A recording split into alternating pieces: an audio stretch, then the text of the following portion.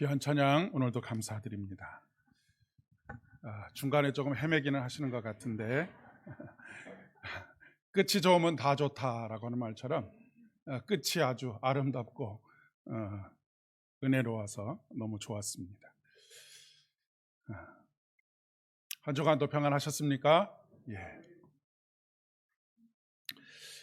우리나라 사람들은 어떤 물건을 구입하면 그 물건을 이렇게 사용하십시오라고 하는 사용 설명서, 매뉴얼이라고 하지요. 그 매뉴얼이 그 제품 안에 들어 있는데 그 매뉴얼을 읽어보지 않는 나라로 대표되는 그런 나라입니다. 제가 저 스스로를 이렇게 생각해봐도 어떤 전자제품을 샀다든지 어떤 물건을 샀을 때 그 사용 매뉴얼을 처음부터 끝까지 다 읽어본 적이 한 번도 없는 것 같습니다. 어떤 의도를 가지고 그 물건을 샀기 때문에 그냥 제가 의도했던 그것만 작동이 되면 더 이상 읽어볼 필요가 없다라고 생각을 하기 때문이 아닐까 싶습니다. 그런데 또 제품의 사용 설명서를 읽어보지 않다 보니까 이렇게도 해보고 저렇게도 해보다가 그 제품을 만든 사람, 그 기업의 의도와는 전혀 다른 것들을 발견하는 그런 또 횡재를 만나기도 하게 됩니다. 그래서 요즘은 한국에서 인정받은 반응이 좋은 물건들은 세계가 다 인정을 한다라고 하는 그런 이야기를 하곤 하지요. 본래 매뉴얼에 없는 것들을, 그러니까 본인이 이렇게 어떤 기계를 작동하거나 어떤 물건을 사용하는 데 있어서 매뉴얼을 알지 못하니까, 사용 설명서를 읽어보지 않았으니까 이렇게도 해보고 저렇게도 해보다가 발견된 것들, 아니면 불편한 것들, 이런 것들을 계속해서 이제 그 소비자의 민원을 받는 곳에 알리고 그것이 물건을 개선하는 그런 역할을 하기 때문이라고 하는 것이죠. 약품을 개발할 때도 그런 일들이 종종 일어납니다. 그러니까 약의 부작용이 나타나는데 그 약의 부작용이 오히려 다른 어떤 질병의 치료의 효과를 나타내는 그런 경우들도 있죠. 물론 제품을 만드는 사람들이 생각하지 못하는 것들이 참 많이 있을 수 있고, 그것이 여러 사람들의 집단 지성을 통해서 개선이 될 수도 있습니다. 그런데 우리의 삶은, 하나님 안에 있는 우리의 삶은 전혀 그렇지 않지요. 왜냐하면 우리를 만드신 하나님은 알지 못하시는 것이 없기 때문에 그렇습니다.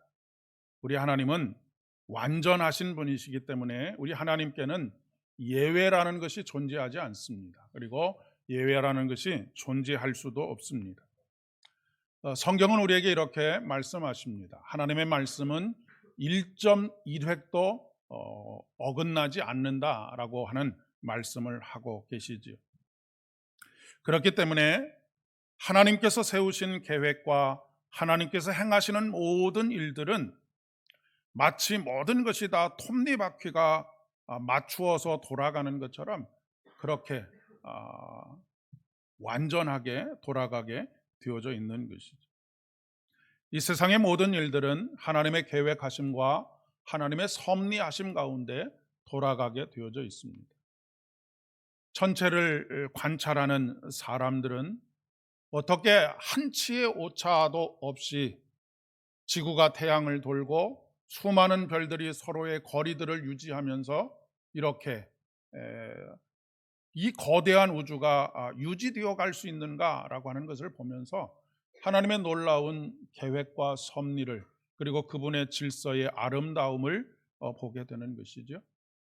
거기서 하나만 삐끗해도 모든 것이 어그러지고 파괴되어지고, 그리고 또 거기에 파멸의 역사들이 일어나게 되는 것입니다. 하나님께서 태초에 세상을 창조하실 때 말씀으로 세상을 창조하셨다라고 창세기는 우리에게 말씀하고 있습니다. 말씀으로 세상을 창조하셨다라고 하는 것은 하나님께서 계획하신 것, 그리고 말씀하신 바가 이 땅에서 온전히 이루어졌다라고 하는 것을 이야기하는 것입니다. 그리고 그 말씀하신 것이 우리가 무엇인가 우리가 속으로 생각한 것을 입으로 이야기하지 않습니까?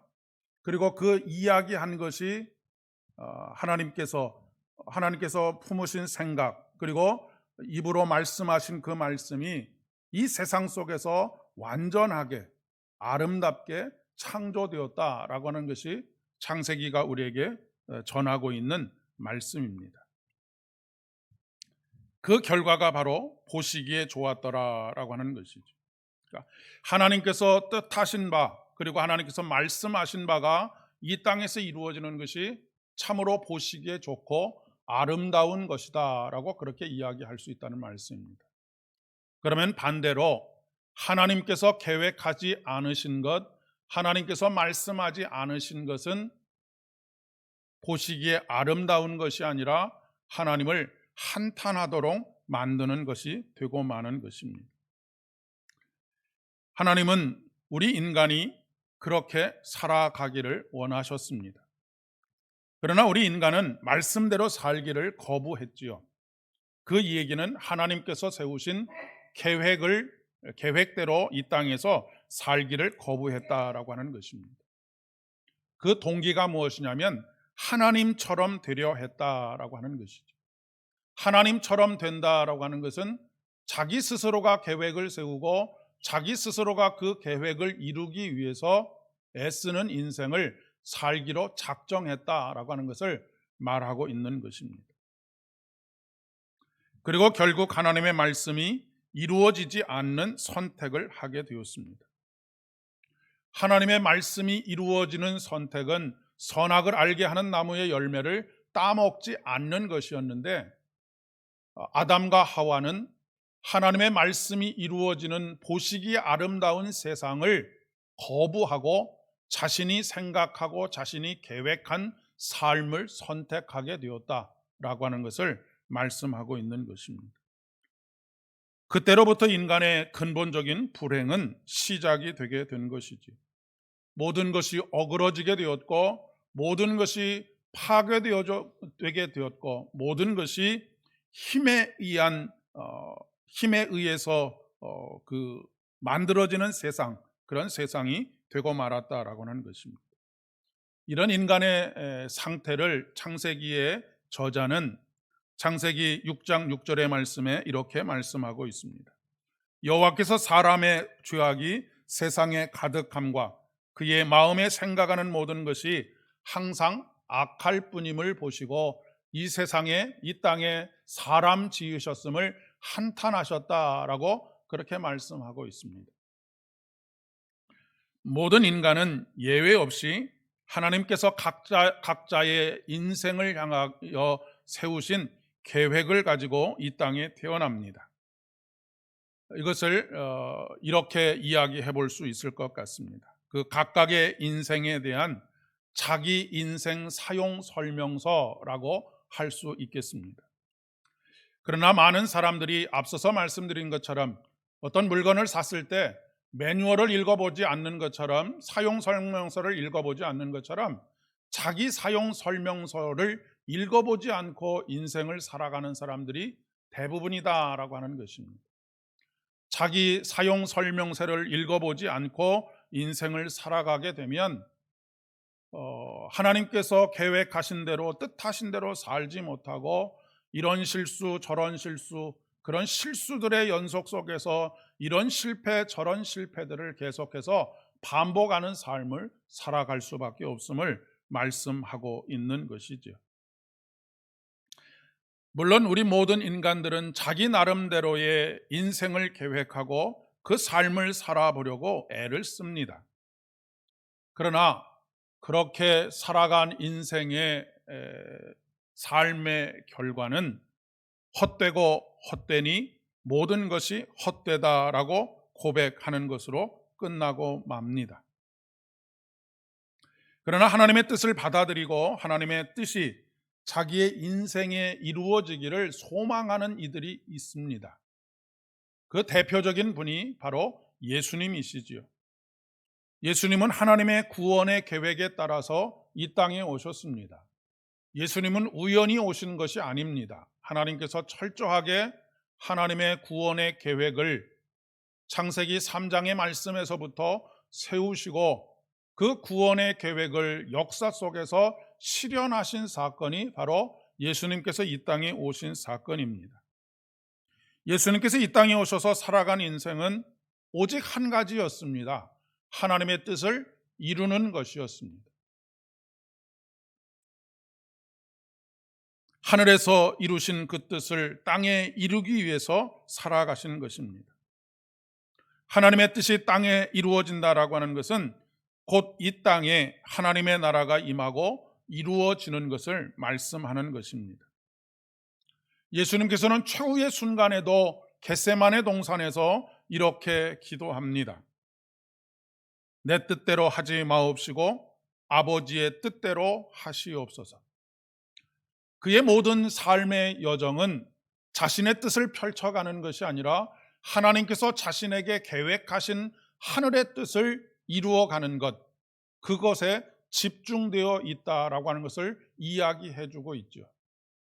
그리고 십자가에서 달려 돌아가시면서 하셨던 7가지 말씀 중에서 한 가지의 말씀이 무엇입니까? 다 이루었다입니다. 무엇을 다 이루었다라고 하는 것일까요? 자신을 향하여 세우신 구원의 계획을 다 이루었다라고 하는 이런 믿음의 고백입니다. 저와 여러분의 삶이 마지막을 맞이하게 될 때에 물론 여러 가지 아쉬움들이 남을 수 있지만, 그리고 여러 가지 부족하고 연약한 것들이 있을 수 있지만, 하나님께서 내 인생에 세우신 계획을 다 이루기 위해서 부단히 노력하면서 살아온 인생이었다라고 그렇게 고백할 수 있는 인생이 되기를 소망합니다. 만약 저의 묘비에 무엇인가를 쓰라고 한다면 그렇게 쓰여지기를 소망합니다. 예수님께서 하나님의 뜻을 받아들이고 그 뜻을 이루심으로 인해서 원수되었던 우리가 하나님과 화해를 이루게 되었습니다.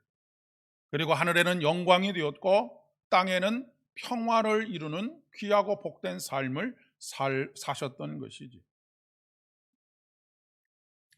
반면에 창세기에 나오는 대표적인 사람 중에 한 사람인 야곱은 하나님의 계획이 있었습니다.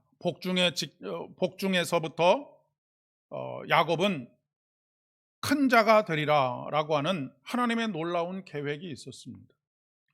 그러나 이 하나님의 놀라운 계획을 알지 못했던 야곱은 스스로 큰 자가 되기 위해서 태어나면서부터 형의 발 뒤꿈치를 붙잡고 태어납니다.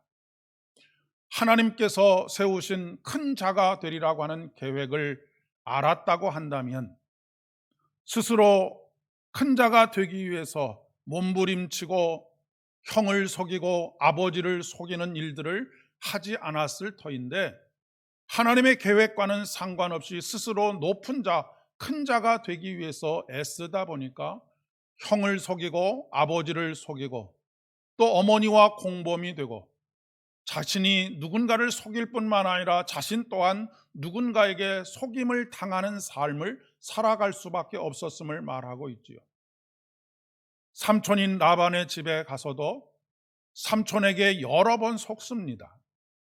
그리고 여러 번 속은 결과 더 이상은 삼촌의 품에 있으면 내 인생이 내가 원하는 계획대로 되지 않겠구나라고 생각이 되어서 도망치듯 삼촌의 품을 떠나는 그런 일들이 벌어지고 있지 않습니까? 후에는 그렇게 살아왔던 그의 인생이, 그렇게 세워가려고 했던 그의 인생이 기초로부터 완전히 무너지는 것을 경험하지 않습니까? 여러 아들들에 의해서 속임을 당합니다. 그가 가장 사랑하던 아들 요셉이 형들의 손에 의해서 애굽의 종으로 팔려가는 그런 일들, 처참한 일들, 가정이 완전히 풍지박산이 나는 그런 일들을 경험하기도 하지요. 하지만 하나님께서 요셉을 애굽의 총리 대신으로 세우시고 야곱을 이스라엘이라고 하는 이름으로 바꾸시고 이스라엘이라고 하는 나라를 세우시는 하나님의 놀라운 계획을 결국에는 이루십니다. 자신이 이루려고 했던 그 나라, 그 큰 자가 되는 것이 아니라 결국에 하나님께서 그의 모든 연약함에도 불구하고 그를 하나님의 사람으로 단련해 가시는 과정을 통해서 하나님의 계획을 이루어 가시는 것을 보게 됩니다. 그런 과정 속에서 그는 사람들에게, 특별히 애굽 왕 바로에게 이렇게 이야기할 수밖에 없지요. 나는 참으로 지나온 인생이 험악한 인생을 살았습니다 라고 하는 고백을 할 수밖에 없었습니다. 왜 그 인생이 험악한 인생을 좌충우돌하고 잠시 높아지는 것 같았지만 인생의 나락으로 떨어지는 그런 인생을 살 수밖에 없었습니까? 하나님의 뜻을 이루려고 했던 것이 아니라 자신이 세운 자신의 계획을 이루려고 하는 그런 삶의 여정들 속에서 그는 험악한 인생을 살 수밖에 없었던 것이죠. 한 사람 아담의 불순종으로 인하여서 모든 인간에게 죄가 들어왔습니다. 한 사람 예수 그리스도의 순종으로 인해서 이 땅에 하나님의 나라가 임하게 되었습니다. 특별히 하나님께서는 오늘 누가복음의 말씀을 통해서 어린 소녀 13살, 14살밖에 되지 않은 어린 소녀 마리아를 통해서 이 땅에 예수님을 보내시기로 작정을 하셨습니다. 천사들이 전하는 하나님의 계획을 듣고 소녀 마리아는 주여 주의 여종이오니 주의 말씀이 이루어지이다 라고 고백하고 있는 것을 보게 됩니다. 왜 그녀의 속내가 복잡하지 않겠습니까? 여러 가지 걱정과 염려와 불안과 두려움들이 왜 없었겠습니까? 여러분, 우리가 하나님의 계획을 받아들일 때는 모든 것이 다 이해가 되고 납득이 되기 때문에 받아들이는 것이 아닙니다. 우리가 하나님의 계획을 받아들이는 것은 그 말씀을 하신 분이 하나님이시기 때문에 받아들이는 것입니다. 그 말씀을 하시는 하나님이 신뢰할 만한 분이시고 우리에게 하신 약속을 반드시 이루시는 분이시기 때문에 그 하나님의 말씀이기 때문에 우리가 받아들이는 것이지. 환경을 보거나 되어가는 그 과정을 본다면 도저히 받아들일 수 없지만 누가 말씀하셨느냐에 따라서 그 말씀이 받아들여질 수 있는 말씀인지 그렇지 않은 말씀인지가 결정이 되는 것입니다. 예레미야 선지자는 예레미야 33장 2절과 3절에서 이렇게 노래하지요. 이를 행하시는 여호와, 그것을 지어 성취하시는 여호와, 그 이름을 여호와라 하는 이가 이같이 이르느니라. 너는 내게 부르짖으라. 내가 내게 응답하겠고 내가 알지 못하는 크고 비밀한 것들을 내게 보이리라 라고 말씀하고 계십니다. 오늘 설교 후에 유아 세례와 입교 예식이 진행이 됩니다. 세례를 받고 입교를 한다라고 하는 것은 이제 그 나라를 통치하신 하나님의 뜻을 내가 받아들이겠습니다라고 하는 믿음의 결단을 하는 그런 시간입니다. 아무쪼록 오늘 유아 세례를 받는 우리 범석이나 입교를 하는 모든 친구들이 각자를 향하여 하나님께서 세우신 계획들을 늘 귀 기울여 듣고 늘 주목하여 보는 가운데 그것을 깨달아서 그것에 순종하는 삶, 그 약속을 이루어내는 삶을 살아가실 수 있기를 축복합니다. 그렇지 않고 내가 세운 계획을 고집하고 하나님께서 세우신 계획과는 전혀 상관없는 계획을 이루기 위해서 달려가게 되면 수많은 사람들이 한탄했던 것처럼 험악한 인생인 것을 한탄할 수밖에 없고 인생이 헛되다라고 하는 것을 고백할 수밖에 없는 그런 인생을 살지 않겠습니까? 한 사람의 인생뿐이겠습니까? 우리의 가정과 일터, 그리고 이 나라와 이 민족, 그리고 세계 열방 가운데 물이 바다를 덮음과 같이 하나님의 영광이 모든 곳 위에 충만하게 임하는 그런 나라를 소망합니다. 특별히 우리나라에 이 하나님의 뜻이 이루어지기를 간절히 소망합니다. 그러기 위해서는 먼저 자신의 삶에 하나님의 뜻을, 그리고 하나님의 계획을 받아들이고 그리고 삶으로 살아가는 사람들이 필요합니다. 마리아와 같이 주의 여종이오니 말씀대로 이루어지이다라고 순종하는 그 말씀을 온전히 자신의 삶에 받아들이는 삶을 통해서 이스라엘의 구원의 역사가 이루어진 것처럼 혼탁하고 어두움으로 가득하고 분열과 갈등으로 가득해 있는 이 세상 속에서 우리가 오늘 하나님의 말씀을 받아들이고 우리가 주의 뜻대로 이루어져 가기를 소망하는 마음으로 결단하게 되면 우리의 가정이 변하게 될 것이고 우리의 교회가 변하게 될 것이며 우리의 일터가 변하게 되어지고 또한 이 나라와 이 민족이 하나님의 뜻을 구하고 하나님의 뜻이 이루어지는 나라가 될 것이기 때문에 그렇습니다. 오늘 구약의 본문으로 함께 읽은 사무엘하 7장의 말씀을 보면 다윗은 예루살렘의 성전을 건축하기를 열망했습니다. 이 다윗이 예루살렘에 하나님의 성전이 지어지기를 갈망하는 이유는 그가 세워가기를 원하는 나라, 그 나라와 아주 밀접한 관계가 있었는데 다윗이 세우기를 원했던 나라는 하나님의 말씀이 모든 백성의 삶에 이루어지는 그런 나라를 꿈꾸었다라고 하는 것을 알 수가 있는 것입니다. 성전은 바로 신탁, 하나님의 말씀이 있는 곳이기 때문에 그렇죠. 이 성전이, 하나님의 말씀이 선포되는 이 성전이 모든 나라의 가장 중심에 세워지기를 원하였기 때문입니다.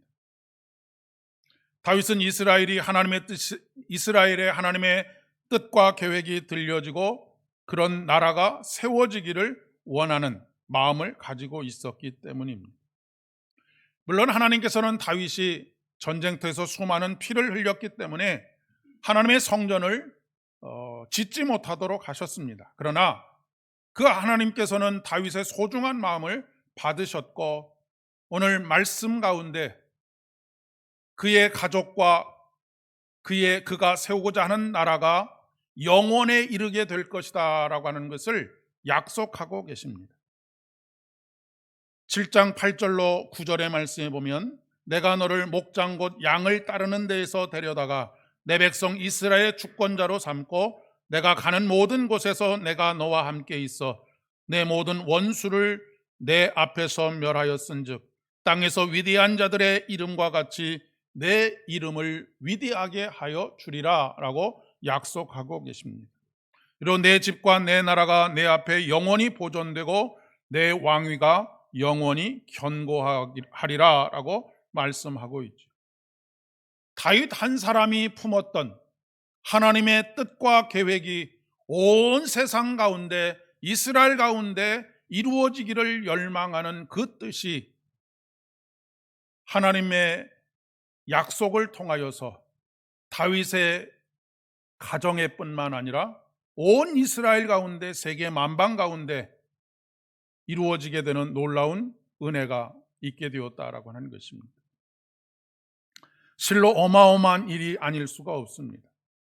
하나님의 뜻과 계획이 이루어지는 인생, 하나님의 뜻과 계획이 이루어지는 가정, 하나님의 뜻과 계획이 이루어지는 일터, 하나님의 뜻과 계획이 이루어지는 나라와 민족, 꿈꾸기만 해도 하나님께서 내가 가는 모든 곳에서 내가 너와 함께 있어 영원한 왕위를 더욱 견고하게 하며 내 이름을 위대한 사람들의 이름과 같이 위대하게 만들어 주리라 라고 약속하고 있기 때문입니다.